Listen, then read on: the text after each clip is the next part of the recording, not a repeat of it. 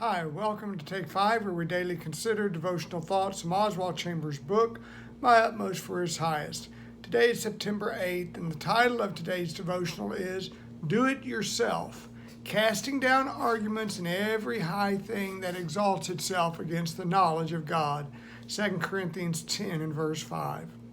Dr. Chambers begins by drawing a distinction between the physical and the spiritual. He says deliverance from sin is not the same as deliverance from human nature. There are things in human nature, such as prejudices, that the saint can only destroy through sheer neglect. Prejudice is a part of human nature. It doesn't have to do with one's spiritual nature, for it is man against man and not man against God. We are to ignore prejudice, neglect it as a habit. But, Chambers continues, there are other things that have to be destroyed through violence, that is, through God's divine strength imparted by His Spirit. Here OC refers to spiritual warfare as he speaks of in Ephesians 6, as Paul speaks of in Ephesians 6, verses 10 through 13.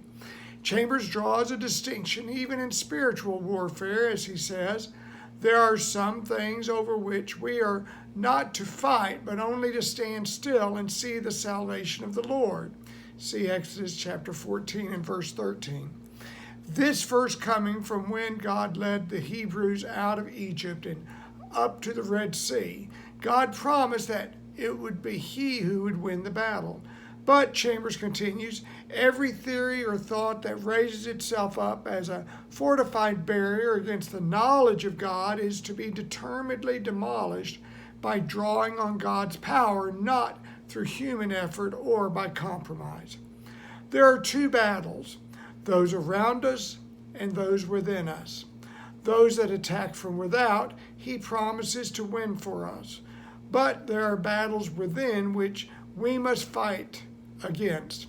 God delivering us from a difficult situation is one thing, but sins within us of lust and anger and false witness and pride, as Jesus addressed in Matthew 15, are a battle against which we must personally fight. OC enlightens us that it is only when God has transformed our nature and we have entered into the experience of sanctification that the fight begins. The warfare is not against sin, for we can never fight against sin. Jesus Christ conquered that in His redemption of us. The conflict is waged over turning our natural life into a spiritual life. It had never considered to me like that before, that our battle is against turning our natural life over to God for His complete control. Chambers says this is never easily done, nor does God intend that it should be so. It is accomplished only through a series of moral choices. God does not make us holy in the sense that He makes our character holy.